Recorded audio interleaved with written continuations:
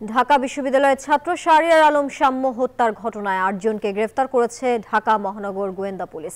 রাজধানীর বিভিন্ন এলাকায় অভিযান চালিয়ে তাদের গ্রেফতার করা হয়। মঙ্গলবার ডিএমপি কমিশনার শেখ মোহাম্মদ সাজ্জাদ আলী এই তথ্য জানান। বলেন, হত্যার দায় স্বীকার করে আদালতে জবানবন্দি দিয়েছেন নাহিদ হাসান পাপেল নামের একজন। আর রাব্বি ওরফে কবুতর রাব্বি এবং মেহেদি হাসান নামের ২ আসামির ৫ দিনের রিমান্ড মঞ্জুর করেছে আদালত। ১৩ মে দিবাগত রাতে সোহরাওয়ার্দী উদ্যানের ভেতরে দুর্বৃত্তের ছুরিকাঘাতে নিহত হন ছাত্র দল নেতা শাম্য। আসামিদের গ্রেপ্তারের লক্ষ্যে কক্সবাজার, মুন্সিগঞ্জ ও ঢাকা মহানগরীর বিভিন্ন এলাকায় ডিবির একাধিক দল ধারাবাহিক অভিযান পরিচালনা করে। এই সংক্রান্তে আরো ৮ জনকে গ্রেপ্তার করে।